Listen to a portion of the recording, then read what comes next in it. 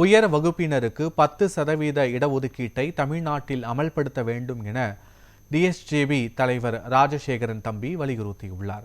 கன்னியாகுமரி மாவட்டம் தக்கலை அருகே புலியூர் குரட்சி பகுதியில் நடைபெற்ற ஆலோசனை கூட்டத்தில் டிஎஸ்ஜேபி மாநில தலைவர் ராஜசேகரன் தம்பி செய்தியாளர்களை சந்தித்தார்.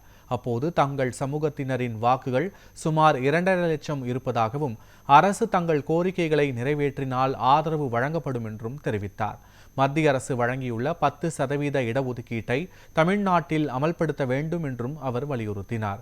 கல்வி மற்றும் வேலைவாய்ப்பில் தங்கள் சமூகத்தினர் புறக்கணிக்கப்படுவதாக கூறிய அவர் புதிய தமிழக முதலமைச்சரை சந்தித்து நீண்ட நாள் கோரிக்கைகளை முன்வைக்க இருப்பதாக தெரிவித்தார்.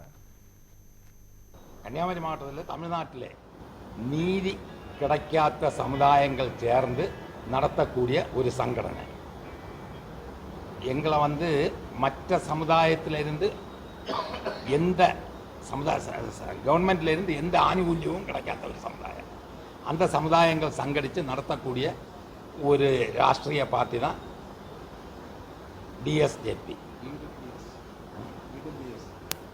அதாவது மெயினாக கிடைக்க வேண்டியது எங்களுக்கு சென்ட்ரல் கவர்மெண்ட்டு 10% பாவப்பட்டவங்க ஃபார்வேர்டு கம்யூனிட்டி கொடுத்துருக்காங்க. அதுக்கு மேலே இடபிள்யூஎஸ் அது கூட தமிழ்நாட்டில் எங்களுக்கு இதுவரைக்கும் கிடைக்கல.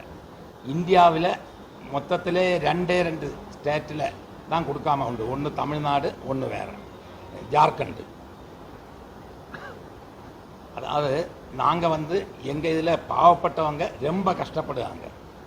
இதுக்காக 2 திராவிட பார்ட்டிகள்கிட்டையும் மாறி மாறி போராடினோம், எதுவும் நடக்கலை. இனி புதுசாக நாங்கள் ஒரு புதிய கவர்மெண்ட் வந்திருக்கு, அதை அவங்கள்ட்ட அப்ரோச் பண்ண போகிறோம். எப்படியாவது எங்களுக்கு இது கிடைக்கும்னு நம்புகிறோம். எங்களுக்கு கல்லூரியில் அட்மிஷன் கிடைக்காது, கவர்மெண்ட் காலேஜில் அட்மிஷன் கிடைக்காது. கிடைச்சாலும் நாங்கள் ஃபீஸு 10 லட்சம் வரை கொடுத்தா தான் எங்களுக்கு படிக்க முடியும். அந்த அளவுக்கு எங்களை துரோகிக்குது இந்த கவர்மெண்ட், புறக்கணிக்கிறாங்க. நீட் எழுதினாலும் பாஸ் ஆகி நாங்கள் 100க்கு 95 மார்க் வாங்கினாலும் கிடைக்காது எங்களுக்கு.